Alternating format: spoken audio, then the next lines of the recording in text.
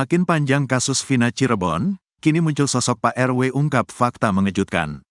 Kasus pembunuhan Vina Cirebon dan Eki makin bertambah panjang setelah kembali muncul sosok baru yang mengungkap fakta-fakta baru.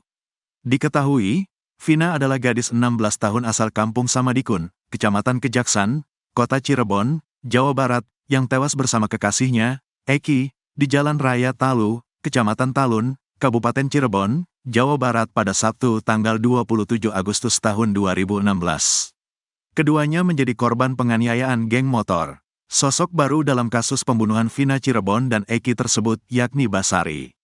Basari diketahui merupakan Ketua RW 10, wilayah Jalan Perjuangan, Kelurahan Karyamula, Kecamatan Kesambi, Kota Cirebon. Basari yang kerap mengontrol aktivitas warganya menegaskan, jika tak mengenal Pegi Setiawan dan Rivaldi alias Ucil. Sedangkan 7 orang terpidana kasus Vina Cirebon, Basari sangat mengenalnya. Artinya saya kenal dengan 7 terpidana, tapi satu lainnya saya gak kenal, karena orang tuanya itu teman-teman saya semua. Ucapnya dikutip tribunnews.bogor.com dari tribunjabar.id, Rabu, tanggal 19 Juni tahun 2024. Bahkan, ada yang masih terikat saudara, seperti ibunya Sudirman itu kalau manggil saya Kang Bas atau Uwa, ucapnya.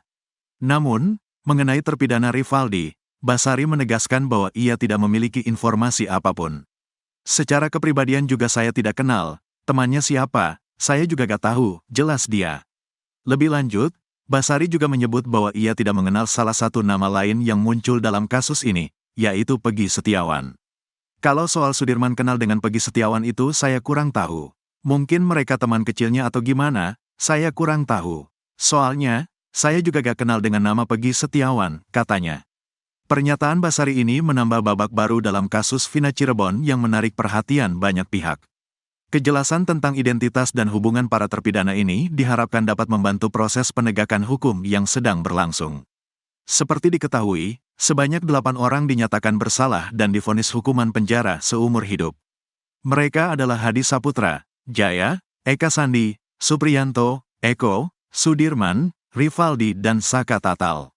Dari 8 tersangka itu, 1 diantaranya atas nama Saka Tatal telah bebas karena hanya divonis 8 tahun dan menjalani hukuman kurang lebih 4 tahun, karena usianya kala itu masih di bawah umur. Dari 8 tersangka itu juga, 7 diantaranya beralamat di Kampung Saladara, Kelurahan Karyamula, Kecamatan Kesambi, Kota Cirebon. Sementara 1 lainnya atas nama Rivaldi berdomisili di perumahan BCA Pamengkang. Tim kuasa hukum Pegi Setiawan, tersangka kasus pembunuhan Vina dan Eki di Cirebon, Jawa Barat, mengaku sudah siap menjalani pra-peradilan di Pengadilan Negeri, PN, Bandung. Pegi Setiawan akan menjalani sidang pra-peradilan terkait status penetapan tersangka pada Senin, tanggal 24 Juni tahun 2024, mendatang. Kalau persiapan banget tidak, karena kami sudah siap, kata pengacara Pegi, Mayor TNI, Purn Marwan Iswandi di Kompleks Kejaksaan Agung, Jakarta, Rabu, tanggal 19 Juni tahun 2024. Marwan mengatakan pihaknya turut menyiapkan saksi ahli yang bisa meringankan kliennya. Saksi ahli kami sudah ada. Saksi yang mengatakan Pegi Setiawan waktu itu ada di tempat. Ada, ujar dia. Ketua RT Abdullah Pasren, saksi kasus Vina dan Eki Cirebon, kini menghilang. Abdul Pasren diduga sengaja menutup diri dan menghindar saat ditemui para jurnalis. Adapun Abdul diyakini menampung 5 terpidana kasus Vina untuk beristirahat di rumahnya saat peristiwa pembunuhan terjadi pada 2016 silam. Di sisi lain, anak kandung Pak RT Pasren keceplosan mengungkap cerita pada 2016 silam. Hal itu disampaikan anak Abdul saat rumahnya didatangi awak media. Awalnya jurnalis Abraham Silaban mendatangi rumah Abdul Pasren dan meminta izin untuk menggali keterangan dari Abdul Pasren. Namun seorang perempuan yang mengaku sebagai anak Abdul Pasren itu menyebut sang ketua RT sedang tidak ada di rumah. Perempuan itu meminta awak media untuk menanyakan kasus Vina Cirebon langsung ke Polres Cirebon. Ia juga melanjutkan jika pihaknya tidak bisa memberikan keterangan apapun dalam kasus pembunuhan Vina dan Eki. Tapi Abraham Silaban, jurnalis yang mendatangi rumah PRT, tidak menyerah begitu saja. Ia lalu menanyakan terkait pengakuan 5 terpidana kasus Vina Cirebon yang mengaku nongkrong di rumah ketua RT saat malam tewasnya Vina dan Eki. Anak Pak RT nampaknya keceplosan mengungkap kejadian 8 tahun lalu. Terkait itu, anak Pak RT mengisyaratkan mengetahui malam tewasnya Vina. Ia membantah para tersangka nongkrong di rumahnya. Tidak lama, ia meminta maaf karena tidak bisa berbicara banyak soal kasus. Polri ungkap hasil pemeriksaan Ibtu Rudiana terkait kasus Vina Cirebon. Divisi Humas Polri mengungkap hasil pemeriksaan terhadap Ibtu Rudiana dalam kasus pembunuhan Vina Cirebon dan Eki. Diketahui Ibtu Rudiana telah diperiksa Divisi Propam Polri terkait kasus pembunuhan putranya Muhammad Rizky, 16 tahun, alias Eki dan kekasihnya, Vina Cirebon. Ibtu Rudiana menjadi sorotan karena keterlibatannya dalam proses penyelidikan kasus pembunuhan Vina Cirebon dan Eki. Bahkan Ibtu Rudiana dituding telah melakukan rekayasa dalam pengusutan kasus pembunuhan Vina Cirebon dan Eki. Terkait isu yang mencuat tersebut, Divisi Propam Polri ternyata sudah memeriksa Ibtu Rudiana, ayah dari korban Eki atau pacar dari Vina Cirebon. Diketahui, Vina dan Eki jadi korban pembunuhan disertai pemerkosaan sekelompok orang di Desa Kepongpongan, Kecamatan Talun, Kabupaten Cirebon, Jawa Barat, pada tanggal 27 Agustus tahun 2016 atau 8 tahun lalu.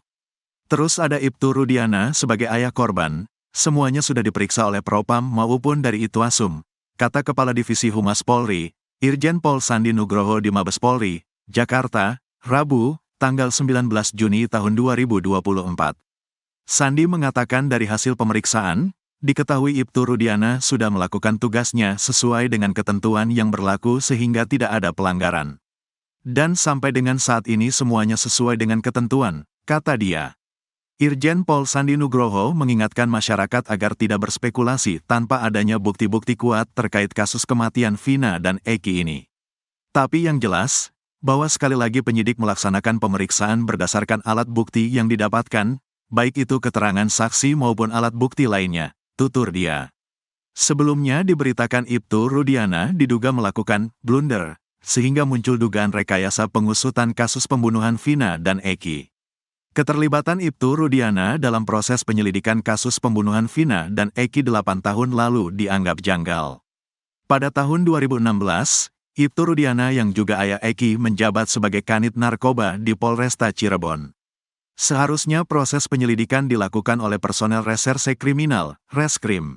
Mantan Wakapolri Komjen Pol Purn Ogroseno mengatakan, kejanggalan peran Ibtu Rudiana terungkap setelah Liga Akbar mengaku diinterogasi 4 mata.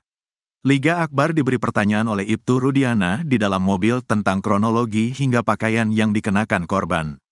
Padahal, untuk menunjukkan pakaian, helm dan sepeda motor milik Eki, hanya bapaknya, Ibtu Rudiana, bisa kenapa harus mengajak Liga Akbar, ungkapnya, Minggu, tanggal 16 Juni tahun 2024, dikutip dari tribunjakarta.com. Kejanggalan kedua adalah Liga Akbar dibawa ke tempat penyidik. Menurutnya, proses pemeriksaan Liga Akbar tanpa surat panggilan atau surat perintah. Selain itu, Ibtu Rudiana diduga mempengaruhi kesaksian Liga Akbar. Keanehan-keanehan ini yang bagi saya perlu didalami, ada apa sebenarnya mengajak Liga Akbar untuk memberikan kesaksian yang akhirnya berkembang menjadi kesaksian yang tidak benar, ujarnya. Ibtu Rudiana dapat terancam terkena pemberhentian tidak dengan hormat, PTDH, jika merekayasa kesaksian Liga Akbar. Arahnya ke PTDH, karena sudah memalukan Korps Bayangkara Kepolisian. Ini kan kepolisian jadi rusak gara-gara seperti ini, tegasnya. Selain membantu proses penyelidikan, Ibtu Rudiana juga menangkap para pelaku.